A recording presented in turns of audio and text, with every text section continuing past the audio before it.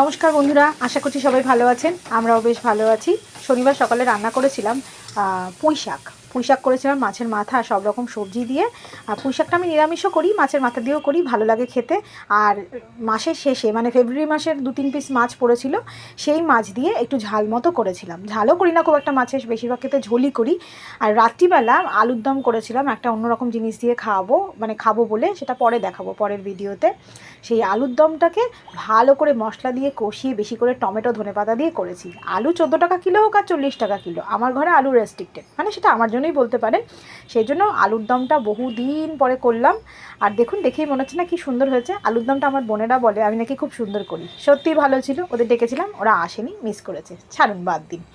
তারপরে শনিবার যেহেতু সকালে ভাত খেয়ে যাবো না, রুটি খেয়ে যাবো স্কুলে, চলে গেলাম, রেডি হয়ে বেরিয়ে গিয়েছিলাম। স্কুলে গিয়ে একটু মিটিং হলো, তার সাথে একটু মিনি টিফিন, মানে ইন্দ্রাণীদি আমাদের একটু কফি আর বিস্কিট খাওয়ালো। ইন্দ্রাণীদিকে আমরা যখন বলি ইন্দ্রাণীদি একটু খাবো, আবদার করি, ইন্দ্রাণীদি খুব মিষ্টি করে বলে কী খাবে, খাও, বলো বলো কী খাবে, খুব ভালো লাগে। যাই হোক, কফি টফি খেয়ে বেরিয়ে পড়লাম। ওরে বাবা, কি ভীষণ রোদ দেখুন, মানে তাকানো যাচ্ছে না। তার একটা ছোট্ট রিলস ভিডিও তো আমি আগেই দিয়েছি। আমি পুরো ঢেকে ঢুকে আসছিলাম, ভীষণ মানে গা পুরো পুড়ে যাচ্ছিলো। এরপরে আরও ঢাকবো, চিনতেই পারবেন না। তারপর শীতকাল চলে যাচ্ছে, ধনেপাতাও চলে যাবে। এত ফ্রেশ আর কম দামে ধনেপাতা পাবো না, তাই ধনেপাতার বড়া খাবো, 1 সপ্তাহ ধরে টার্গেট করে রেখেছিলাম।